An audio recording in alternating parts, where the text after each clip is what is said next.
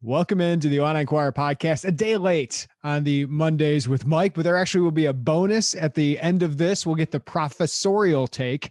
I think I said that right. Professorial take on filling out your brackets and just what the data says. Professor Sheldon Jacobson is going to join us to break down just a lot of data accumulation of what is the best way to fill out your brackets. And one good thing, Michael Carpenter, is that one seeds have a good chance of getting to the Final Four. And that's what Illinois basketball is for just the fourth time in their history. And just for the third time since the Big Ten tournament has started, Illinois cuts down the nets. And it was amazing, Carp. I'm sitting there watching Ayo Dosunmu climb up the ladder. He starts to take the scissors, and then he just points to the video board. And it was kind of this quick moment where, oh, Illinois is a one seed on the selection show. It happened so quickly, all those moments put into one. But what a day, what a Sunday for Illinois basketball. I was just talking to Lon actually a little bit ago, and even during the podcast that we had during the second half and overtime, I thought multiple times, this is not going to happen. Ohio State is the antidote. They're a terrible matchup for Illinois, and I do not want to play them again. And the way this season's gone, I bet you play them a fourth time. It would not at all shock me. But did you predict it? Because I just did. I filled out a bracket literally an hour ago for the first time, and I did have Ohio State beating Baylor. I just had the vision of Dwayne Washington being ridiculously good in my head, and I love EJ Liddell, and I just thought Baylor, they don't have that big man that can maybe bother Ohio State, and I thought they actually matched up well. So maybe I'm just a prisoner of the moment there.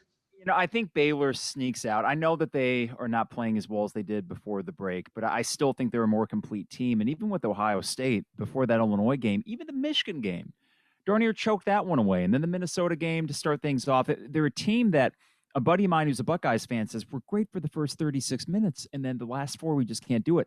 We saw that in Columbus.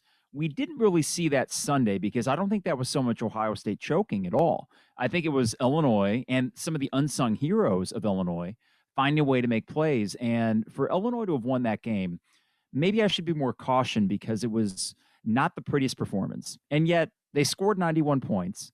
They beat a 2 seed in the NCAA tournament for the second time in a week. They did so without Ayo and Kofi having superstar games by their standards. So in a weird way, it was the inefficiencies and the messiness of that win that makes me feel even better going into the NCAA tournament.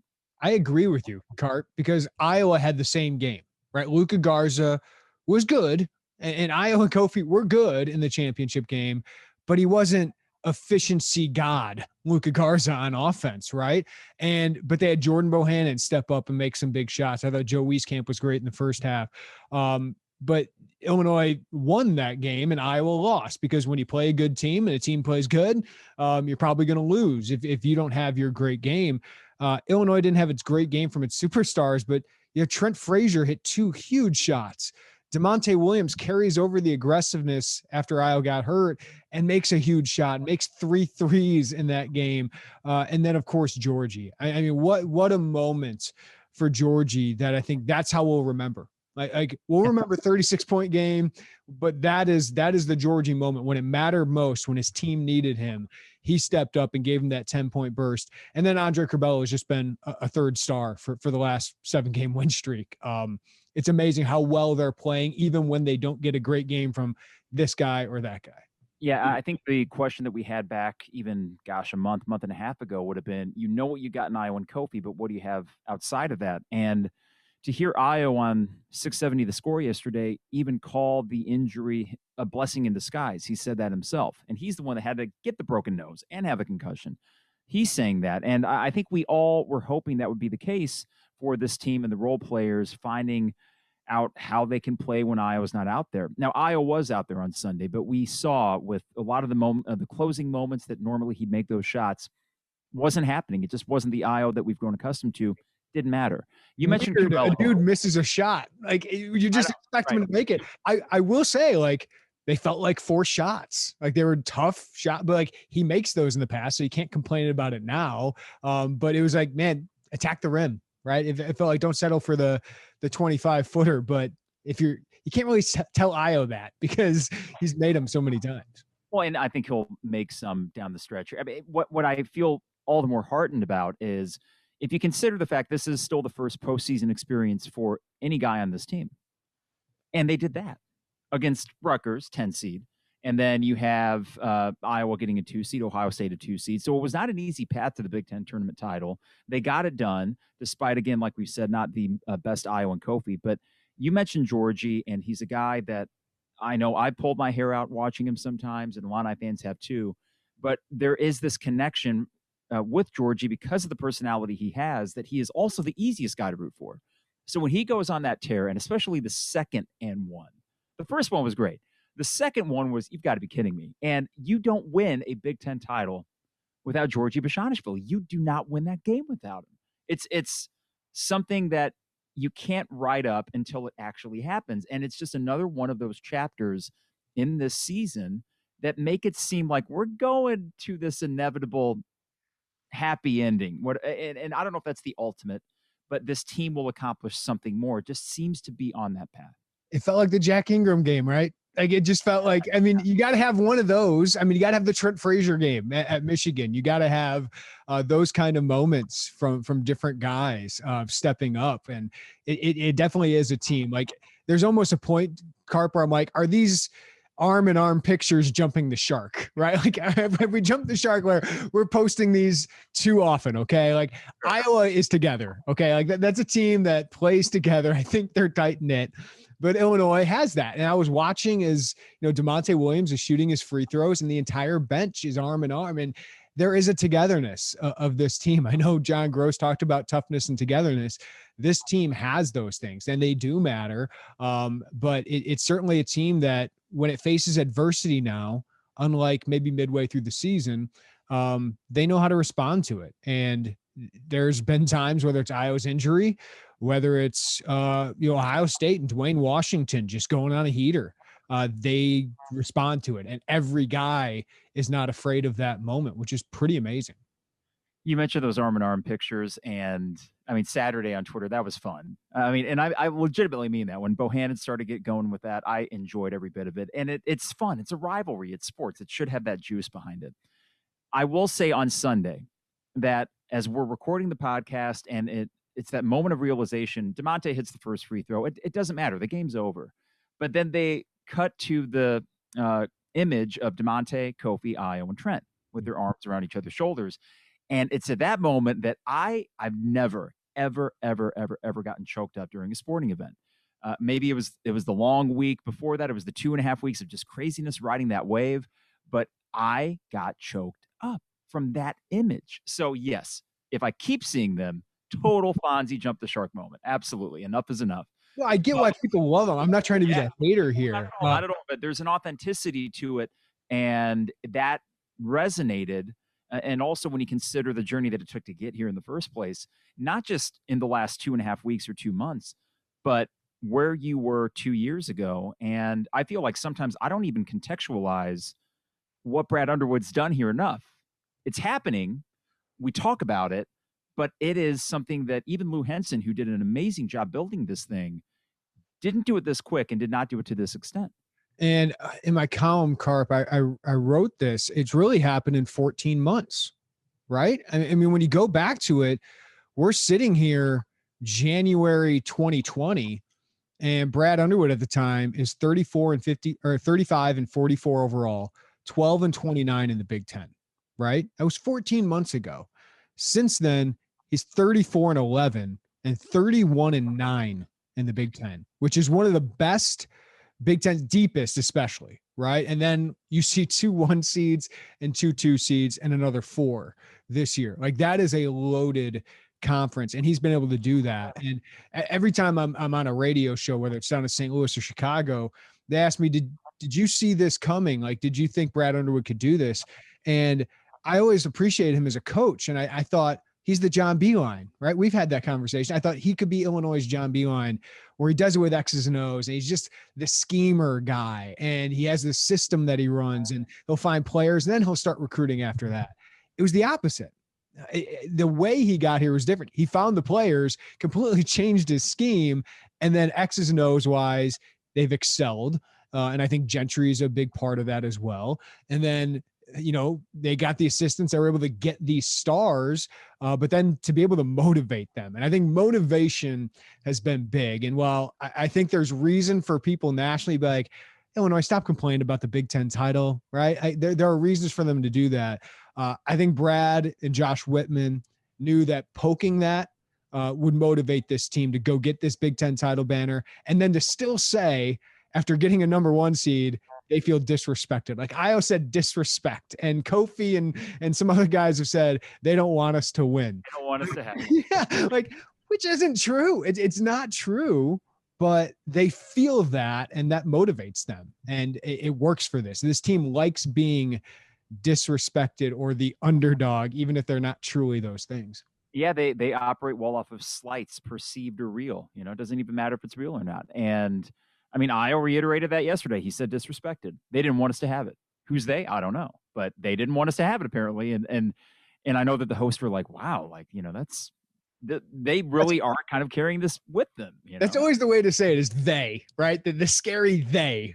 Who is they? I don't know exactly, but it works for him, man. Now, I don't know about, I mean, you were there, so you might have had a better sense of this, and it's tricky because I wasn't listening to, during the second half, the color commentary, but I also got a sense that maybe the weight was finally kind of pulling on them a bit. And what I mean by that is there wasn't a fluidity with the way that they played, especially offensively in the second half. They still got it done, right? That's the remarkable thing about Sunday. And Ohio State was their 4th game on 4 days, and I think that, I don't know if at some point it just occurred to these guys like, okay, wait, everything that we've been like chasing for and all the mental energy that they expended to get to that point, I do wonder if they kind of came up against it a little bit, in addition to playing a really good team. And now that they have that out of the way, and there's this very straightforward path ahead, you're still in Indy. You got 6 wins to a national title. That I don't know if winning the Big Ten title takes any of the onus or pressure off of what's ahead, but I don't think it hurts either. I think it is, okay, we got it done. And to see a somewhat subdued, at least the videos that Illinois basketball are putting out, somewhat subdued locker room celebrations after each of those 3 wins.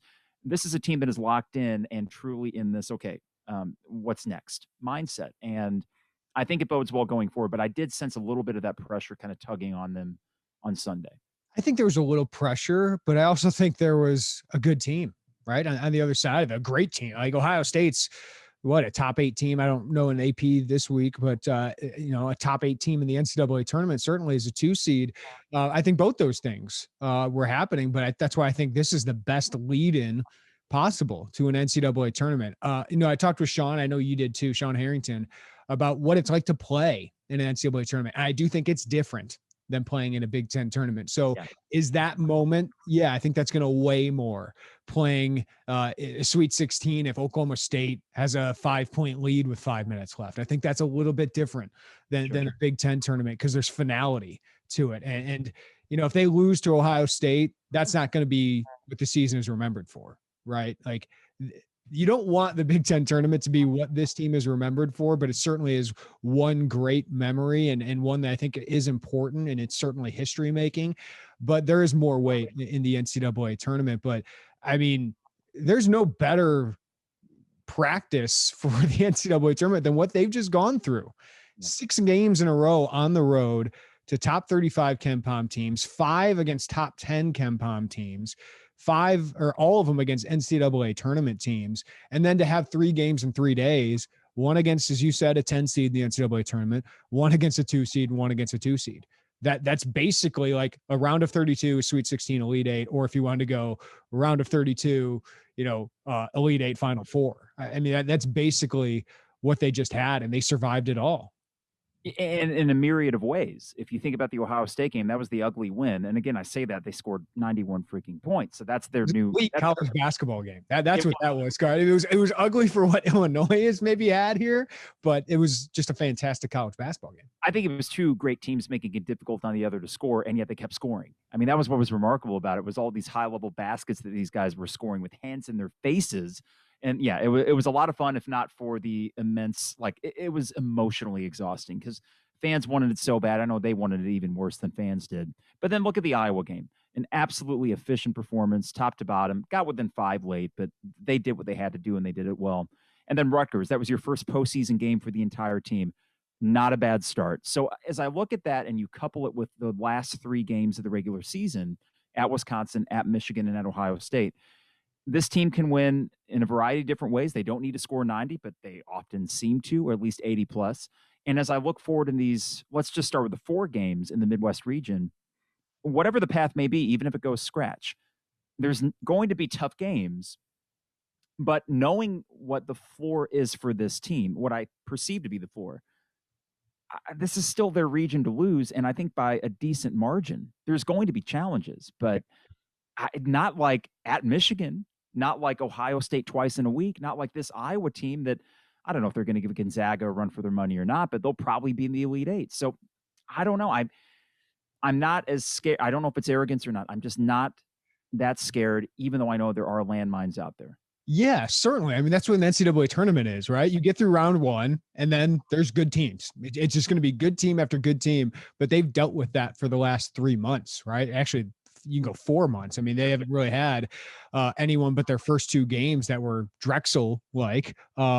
So you look at the path, Carp, and I was watching it live as, the players are watching this live. Like they didn't even really get to celebrate cutting down the nets. Like there were coaches stepping up on the ladder as they're looking at their, so I felt like I almost felt bad for them.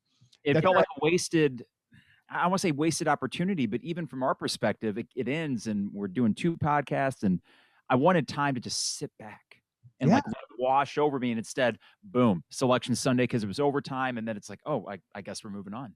Yeah. And I think they had time after that, but like in the stadium, I'm sitting there in the middle of the fans. Like I'm in the middle of the family. I wanted to insert myself into that, Carp, and I got to ride the emotions of the fans as they're going through all of this, but also see the families and them cutting down the nets. And then when Io points up to the board, it's like, oh, let's move on to what's next. So it felt like, man, I wish the Big Ten would give you an hour. Like I wish they didn't lead completely. I know why TV wise they do it, but just give these kids an hour to celebrate this and revel in that moment. They didn't have that. Now, maybe they had it later in the night, and you saw the pictures of Io and all those guys that were great. But you move on, you see Loyola Chicago, and you're like, of course, NCAA puts a nice storyline right in round 2. But they got to beat Georgia Tech, who also is on a heater right now. I think they've won 8 games in a row. So I don't even know if you get to Loyola Chicago. I think you probably have Georgia Tech maybe next. But even if you play Loyola Chicago, right? That's a team that's comparable to Wisconsin. Yes. And Wisconsin crushed them 77-63. So I get it. They've been to a Final Four. They got some luck along the way, but it was a great run, right? It was a fantastic run. You're better than them.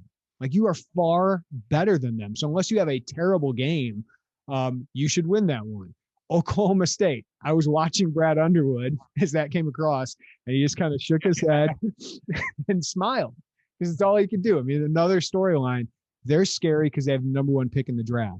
Yep. They also have no one that can match up with Kofi Cockburn. Well, and here's the thing, too. We say this. We talk about Oklahoma State. Well, let me start with Loyola Chicago. If they were Loyola Marymount, I don't think fans would care as much because there's that, please don't let us lose to the in-state, everyone's favorite little underdog story in sister motivation, right? Like Loyola wants them. They love that. Like let's beat Illinois. It's a little bit of extra motivation for them. Though I think the Chicago part of that, I mean, just Io and the way that he internalizes things, I feel like he'd be just as up for that game as Loyola Chicago because he's not going to lose to a Chicago school. So I know that sounds very simplistic and very meatball, but no, it's not going to happen. Will I be nervous? Hell yes. I don't care if it's Loyola Chicago or Georgia Tech. But when the game gets started and then you get into the first media timeout and things get going, I think they'll be fine. Oklahoma State, well documented, best player in the game, or at least the number 1 pick in the NBA draft. But you mentioned it. The size is not really a thing for them. And what I'm really interested if there is a matchup with Oklahoma State in the Sweet 16, you have all these quad 1 wins, and those are legit. They are a good team and potentially a very good team. But I'm also interested how that jives with some of the metrics, including KenPom, that has them around 29th and 30th. So a lot of people are saying terribly underseeded. And yet there are advanced metrics that say, defensively, they're okay. Defensively, they're pretty good. Offensively, not so great. I'd be interested to see if that's a Big 12 wide thing because even West Virginia is around the 30 mark. And I'm thinking, okay, well, why does Oklahoma State scare us? It's because of the narrative. It's because of Cade Cunningham. the revenge factor, when in actuality, you just line the two teams up, you still like Illinois' chances. Yes. Yeah. I mean, if Kofi gets in foul trouble, you're concerned, And right? that's That's for anybody. But I actually like that matchup if you get it. I mean, they got to beat probably Tennessee to get there, right? Which is not an easy task. They have to beat Liberty in the first round, which some people think that could be an upset pick. But I would expect Oklahoma State to get there based on what they've done here recently.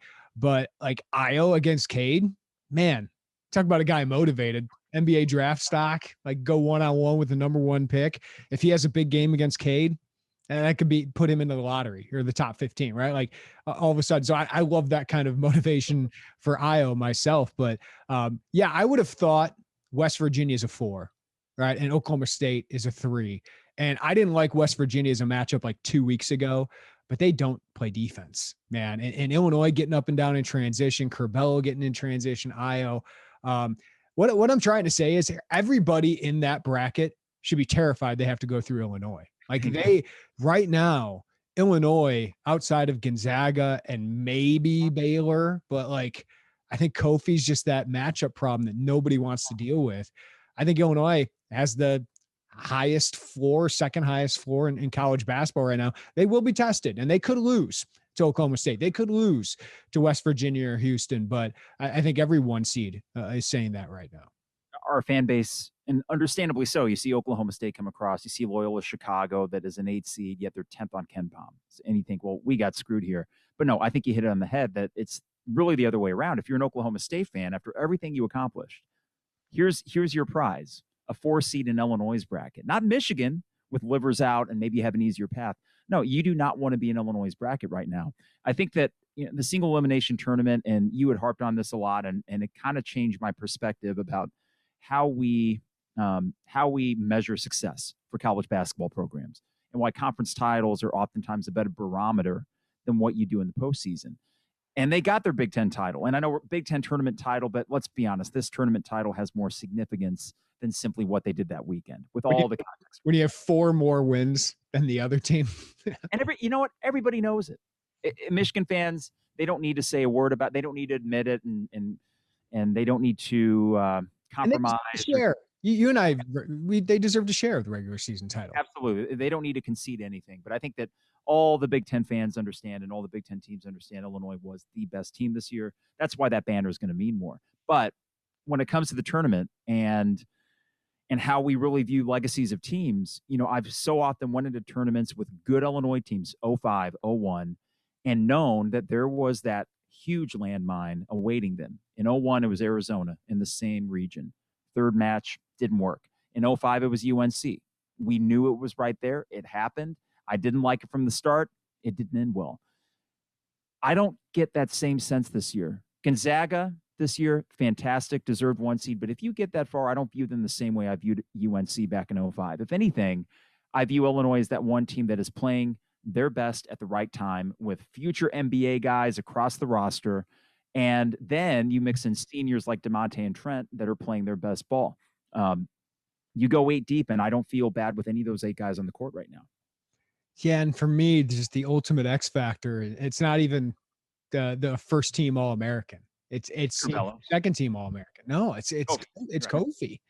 It's the presence of him. I mean, Sean May was something that Illinois didn't have in 2005. Like Augustine got in foul trouble, but Augie was having trouble with Sean May, right? Because he's really big, he's really strong, and he's really good. Like going up against Drew Timme, I feel good about Kofi, right? Going up against any big in the country, I feel pretty dang good. I mean, you just saw what he did to Garza.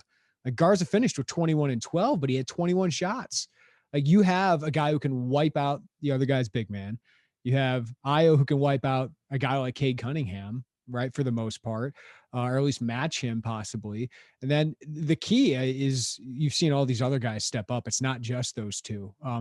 That's what's changed. I think we knew all along you had 2 guys who are all Big Ten first teamers, but do you have the depth? And I don't know which game it was, Carp. I don't know if it was Michigan. Maybe it was Ohio State at Ohio State, but that's when I started to say, okay, this team's a legit national title contender. I think it took me that long to even go, okay, they could be a Final Four team, maybe, if they get the right draw. But I think it was Michigan obviously was like, whoa. And then Ohio State to follow it up with that win, with Io there, with other guys stepping up, and then to do what they did last week. These last, since the start of March, that's when I've said, okay, this team is one of the national title favorites. They deserve to be. Plus, unlike Michigan, they're healthy right now. I don't want to be oversimplistic again, but as we look at that bracket, first off, what they've accomplished so far, it's the ultimate training ground for what they're about to go through. They don't even need to leave their hotel. They're in the same place. They get a leg up on their competition by having been in Indy for 5 extra days. So this is routine for them by this point. Also playing away from home. They played Nebraska on February 25th, 26th. I think 8 of their last 9 games were away from State Farm Center. So this is normal to them by now. But I actually let's presume, and I think it's a safe assumption that Oklahoma State gets the job done and they get to the Sweet 16. You have that matchup. That's the marquee matchup of that day on Sunday. I like the fact that you would get, or whenever that Sweet 16 would be played, I like the fact that you get that extra prep, you get that extra rest, and essentially by winning that game, I'm not going to go so far as to say you guarantee a spot in the Final Four, but I don't think you're playing a team tougher than Oklahoma State the way they're playing in a Houston or West Virginia or San Diego State. I don't mind getting that first. The biggest landmine in that region, I don't mind getting that a little bit earlier. And then you have the short turnaround for an easier to manage kind of team. So I think that, listen, would I prefer Florida State as the 4? No. Would I prefer LSU as an 8? No. Right. You could go down the list. Would I prefer Alabama as a number 2? Hell no. So I looked at Michigan's bracket and I said, no way, no way they're getting through that with Livers out. And I like that Michigan team. Sorry, I like watching them. I think they're a lot of fun. It's just a well-built roster, but with Livers out in the way they've kind of limped into this thing, I don't like their draw whatsoever. So I'd much rather have what Illinois has. And it's not like Baylor got off easy. I think Gonzaga did because Virginia, right? Like Virginia in that thing, Kansas in that thing. So I think they got a draw, but that's the benefit of being the number 1. Just like Illinois in 2005, man, they had about as easy of a path until the Elite 8 is possible. Illinois is not going to have that this year, but as you said, I like the bottom half of their bracket if they can get through the top half. Yeah, and we keep on thinking, myself included, that it's going to go scratch. And you mentioned Liberty, which is kind of a sexy upset pick. And things can happen. I remember back, it hasn't happened a whole lot for Illinois, to be honest. In 2005, they played Bruce Pearl's Wisconsin-Milwaukee. I think they were 13 seed. So that was a bit of a break. Back in 2002, I think they played 12 seed Creighton in the second round at the United Center. They don't often get that. But that's the thing, too, is that your bracket could blow wide open. It could happen for any 1 seed. You might just be the beneficiary of that this year. I will say, as a fan, I'll take the easiest path, the path of least resistance, because you know what? They don't need to prove anything in terms of, can they beat good teams or not? Of course they can. But I wouldn't mind for them to have a break here or there. They get one on Friday. And I think 8-9 matchup, I'd still prefer Loyola Chicago. I'll take the non-Power 5 school. I'll take the team that athletically I don't think that can match up with you. And I might get sick of seeing Sister Jean on the TV. But whatever. It's no offense to her, but I can't do cutesy storylines when my team's playing. I just cannot focus on that. Yeah.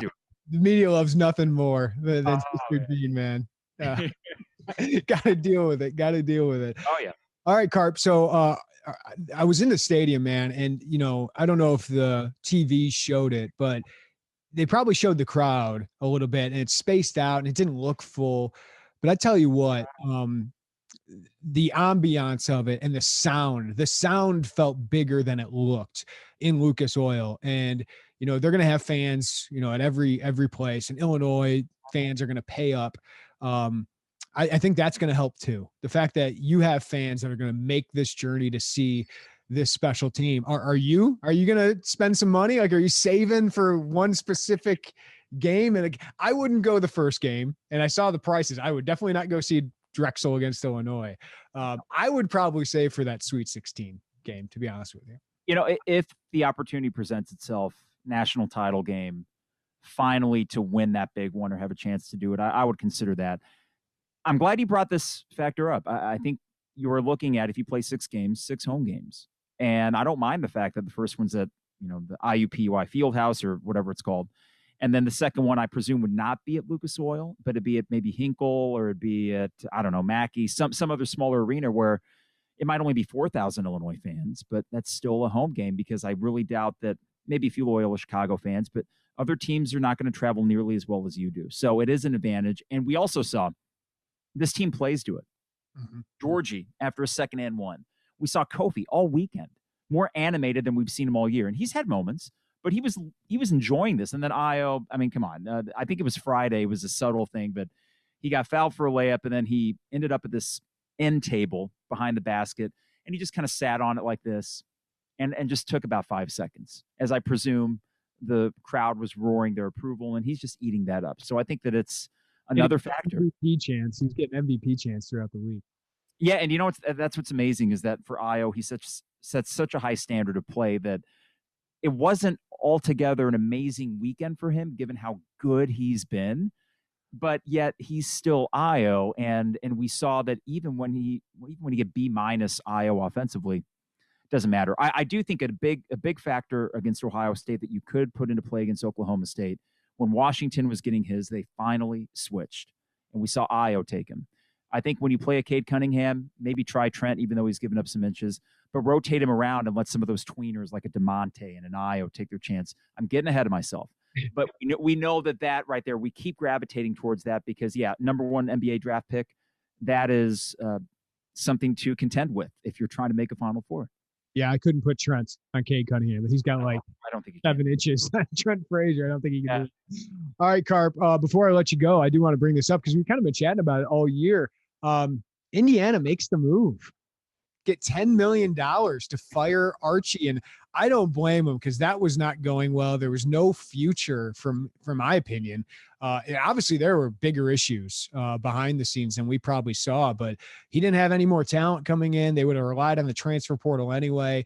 So I do think in the long run, they're making the right move. I guess just $10 million in a COVID year and a pandemic year is a little bit surprising, but when you got 2, I guess, donors that can pay it all, hey, go for it if that's how you want to spend your money.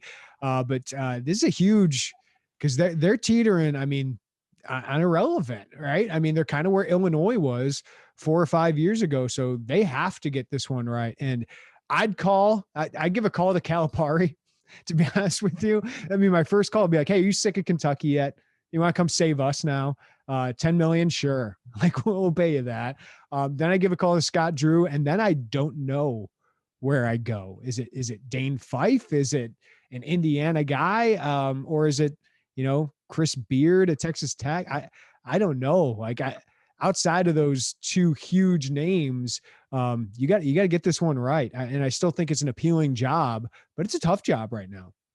It's a tough job. And I think after Archie was there, coaching candidates won't look at Archie getting fired and say, well, I got no shot there. I don't think that'll be the case. But I think that when you see what he did, and then while Crean had a couple really good years and overall some success, it's not the same. And the further you're away from that blue blood status, which was so predicated on Bob Knight and what he did, and really more to the point, what Bob Knight did his first 15 years.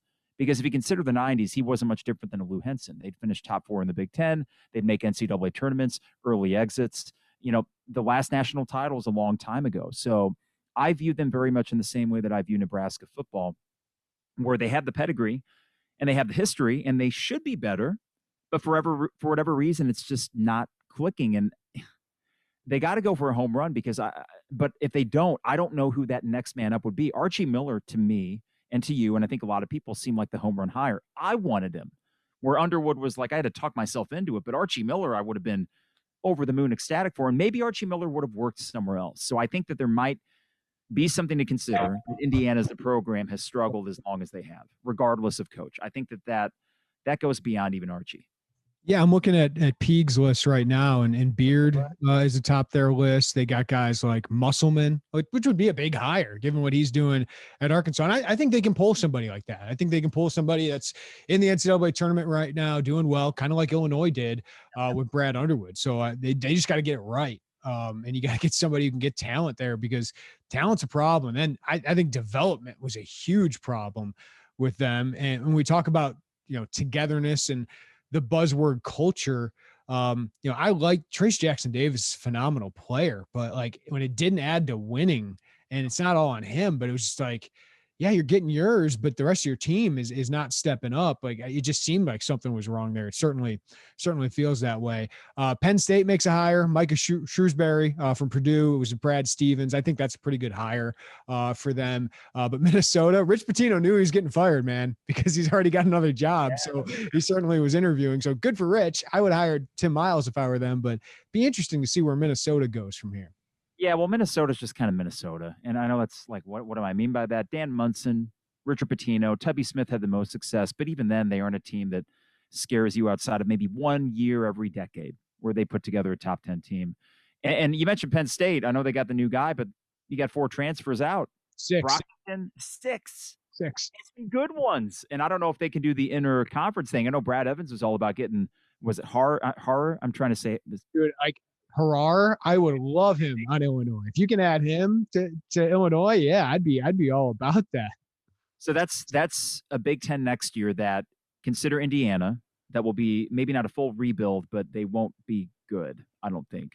Penn State, awful. Northwestern, they are what they are. Nebraska, wait and see.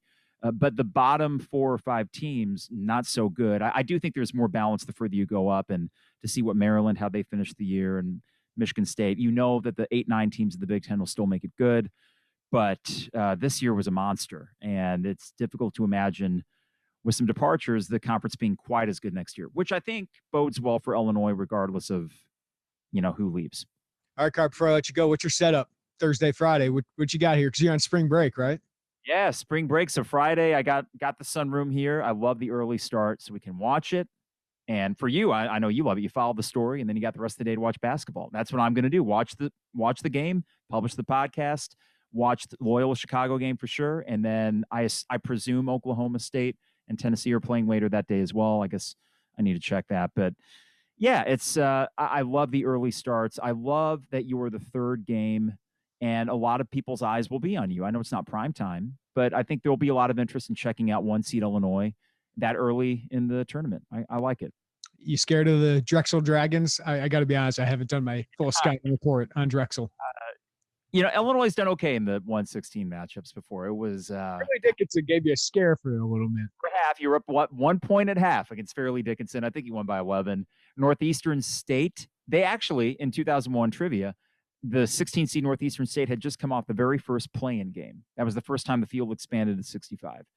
But yeah, usually the number 1 seed is not too much of an issue. I don't presume that it will be. And for me, it is really just about, get some reps in and then be ready for what should be a tough 8-9 game. But I say all that, and you see what this team has done against a Wisconsin 9 seed, Rutgers 10 seed.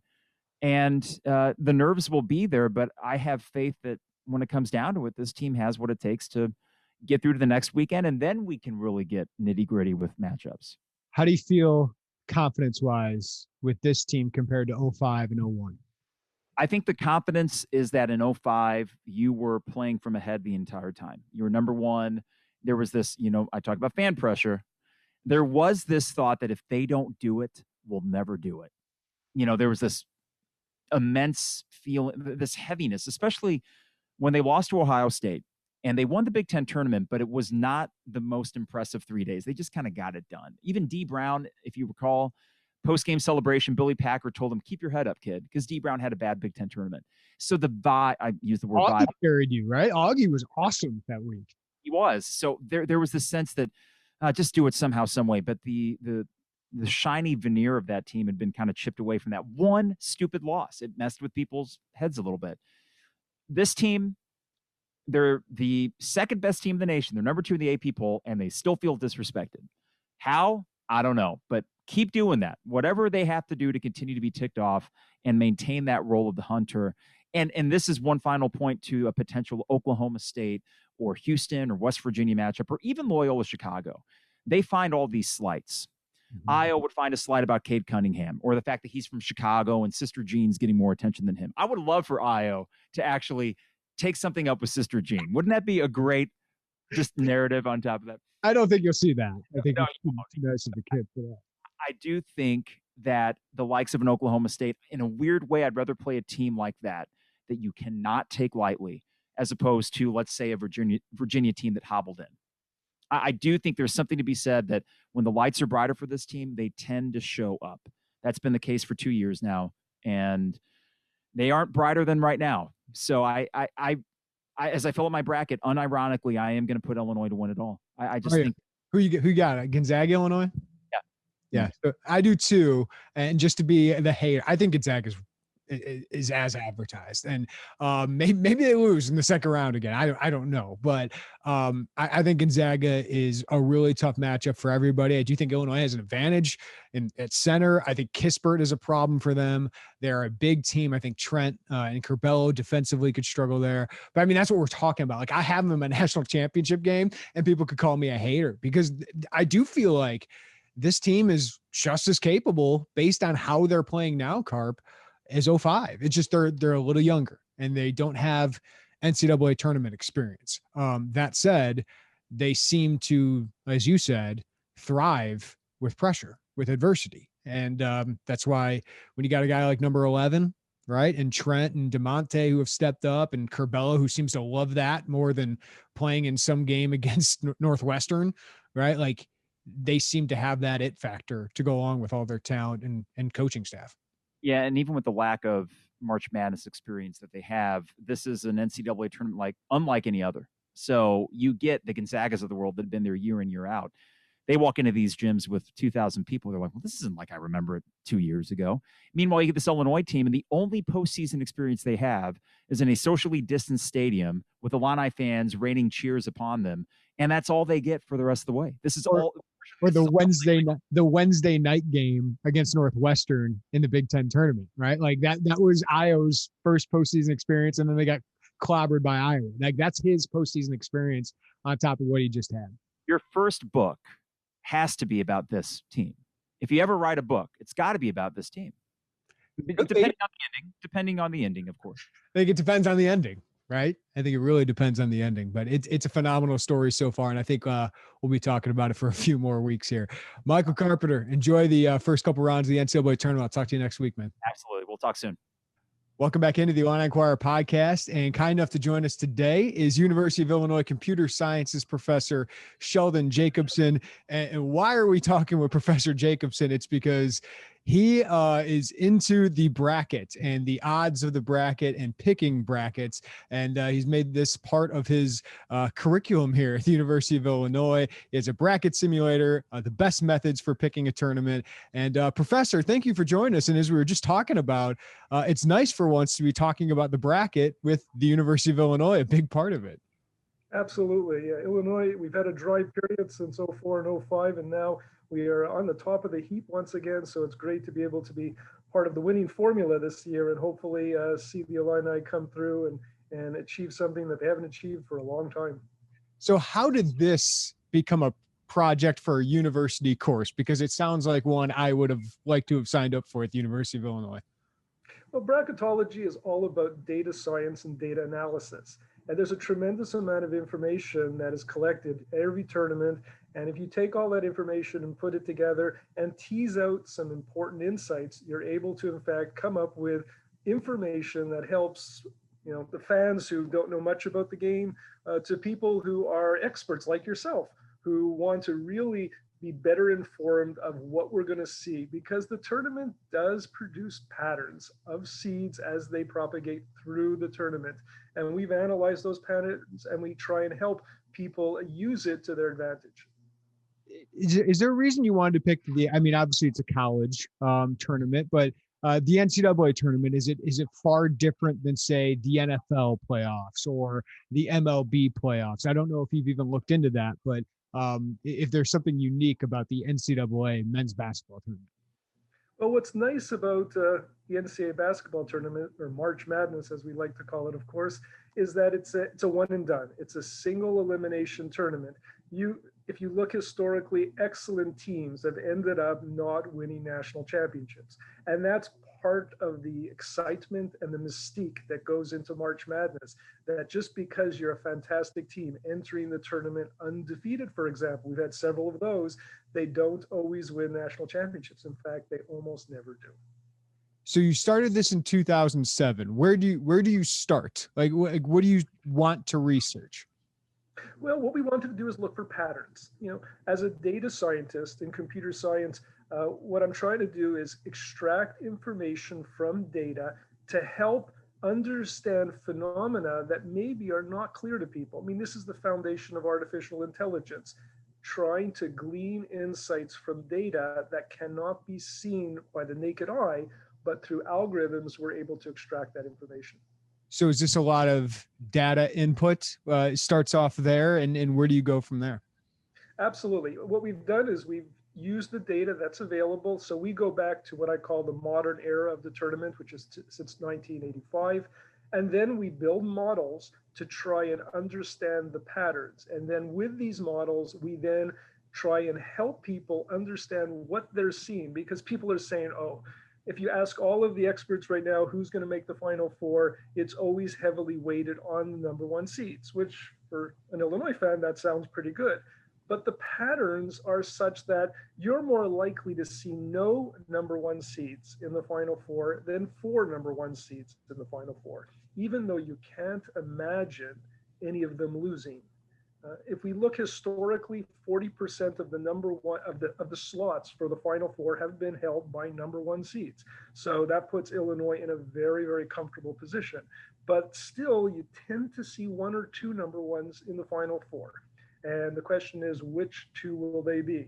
Will the Illini be one of them? And we just don't know right now. But when will a number one tend to get upset? The most likely place they get upset is the Elite Eight.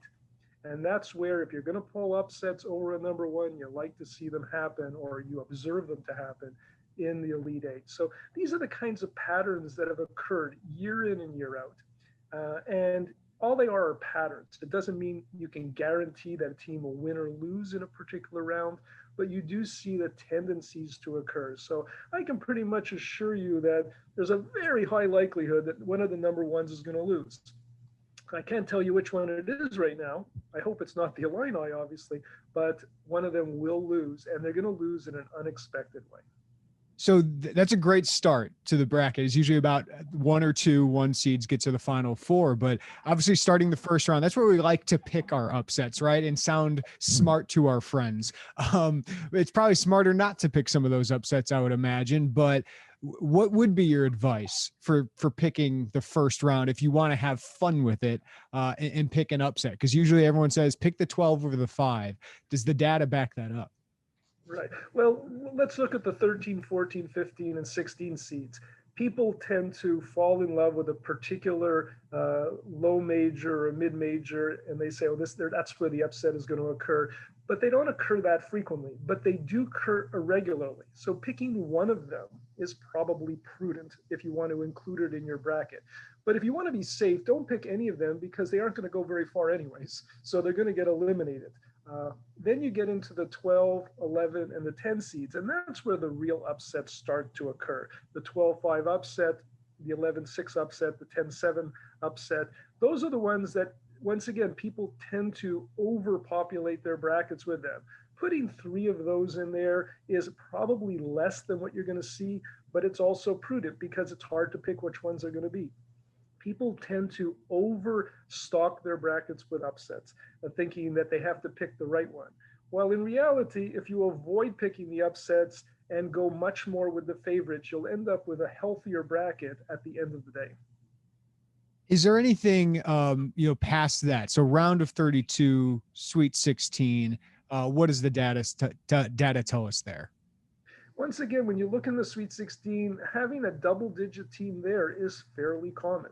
The other seed that tends to produce better results in the tournament are 11 seeds. And there is a reason for that. The 11 seed will play a 6 seed initially. If they win, then they could be playing a 3 seed. If they win that, they would be playing a 2 seed. And if they win that, they're playing the 1 seed to get to the Final Four. Avoiding the 1 and the 2 line as long as possible is the best way to advance.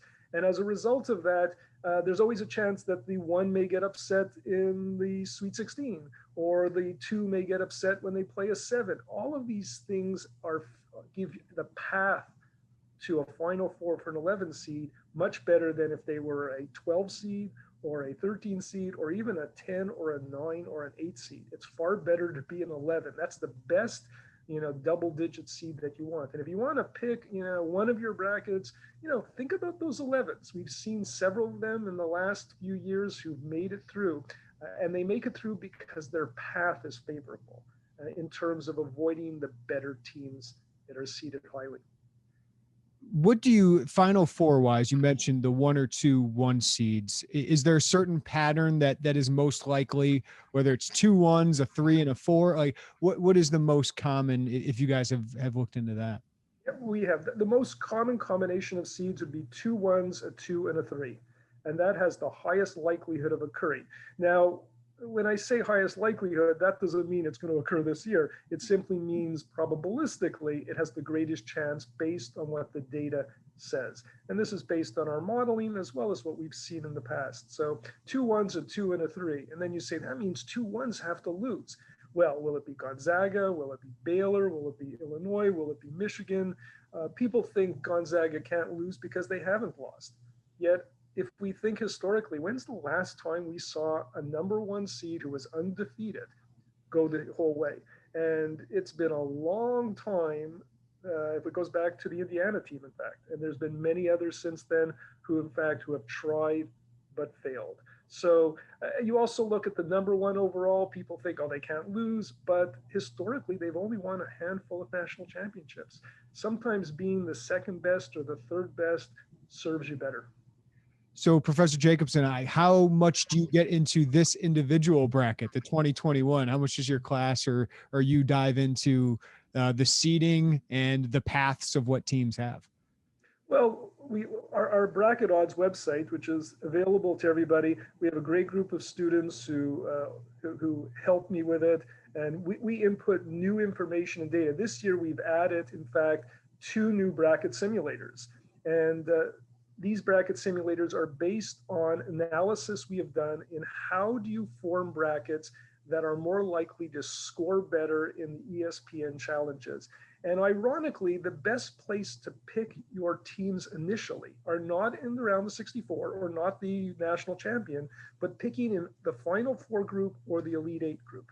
If you pick those teams first, you will discover that once you've locked those in, you'll tend to produce brackets that perform better. Doesn't mean each of them will perform well, but they tend to perform better. And we added a simulator this year for each of them that you can go to the website at bracketodds.cs.illinois.edu, and we'll do it for you.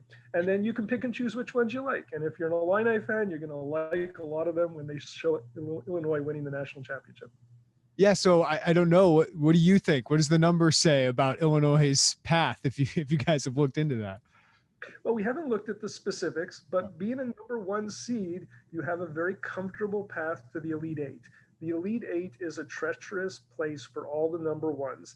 If you get to the Final Four, that first game is tough, but if you can survive to the national championship game, number 1s do well. So there are really 2 rounds that are dangerous for number 1 seeds, which are the Elite 8 and the Final Four game. Those are the 2. The other games tend to be more straightforward, ironically. So it's play and it's survive and it's move on, as they say. And that's what you have in a single elimination tournament. So much can happen in any given game, and matchups are in many ways unpredictable. So as a result of that, the pathway for number 1 still is the best pathway. I'd rather be a number 1 than a number 4, that's for sure. But there's still some treacherous terrain to be traversed. I wanted to ask you, because Illinois really over this 7-game win streak has really locked up that 1 seed. How important is that? Like, what is the difference in odds of a 1 and a 2 seed getting to the Final Four? Well, once again, the most likely combination is 2 1s, a 2 and a 3. So you think, well, I'd rather be a 1 rather than 2. I've got twice the chance right there of making it to the Final Four. You would think that there shouldn't be much of a difference, and we've actually looked at that, and it turns out earlier in the tournaments, being a 1 has an advantage over being a 2. But as the tournament progresses, that advantage wanes. So if you can survive as a 2 and get into the Elite 8 and beyond, then you look pretty much like a number 1. The seed differential is much less pronounced in the later rounds than it is in the earlier rounds. The earlier rounds is where the seeds are important. Once you get to the Elite Eight, the seeds really become much less relevant. Is there anything that surprised you in your research or the numbers that you guys have found that kind of goes against conventional wisdom? One of them is how to construct brackets intelligently. Once again, people just say, okay, I'm going to fill up my round of 64. Maybe I'll choose the national champion and then kind of move from there. And once again, what we found out is start from the end, in particular, the final four of the Elite Eight, and move backwards and forwards from there. And you tend to produce brackets that make more sense. And that's why, when we did this research, it's like, wow, why is this producing better results collectively? And that was a big surprise to us. The other thing to keep in mind is that we don't have as many upsets as we think there are. If you look historically, people are thinking, oh, look at all these upsets, and they write about them and you talk about them. But when you look at the nuts and bolts of the upsets, there are a consistent, persistent number. But at the end of the day, when you look at the final teams who are vying for a national champion, it's really the best 16 teams in the country who are there. And you'll have a flyer in the final four, maybe a 7 seed or a 12 seed or an 11 seed, but they're happy to be there, but they're not going to win the national championship. bracketodds.cs.illinois.edu for this bracket odds website. Professor Jacobson, before we let you go, if somebody is listening to this and wants to get in this class, I'm sure they need to be an enrolled U of I student and all that, but how do they get into this? Because I think a lot more people in sports with baseball, basketball, now even football, analytics and data science is playing a much bigger role in. Yeah. What I do is I run this program with students as independent studies every fall. They usually approach every spring, I should say, and every fall they approach me, and then we set up independent studies with them and we have group meetings. So it's a lot of fun. It's an opportunity to bring STEM, science, technology, engineering, and math into the real world and give these students a chance to see their work and their data analysis being used by literally tens of thousands of people today as we speak, and having fun with a great event like March Madness. What has it been like for you as somebody in analytics to see it play such a big role in sports? Well, I didn't expect that when we started doing this, but it really comes down to the education.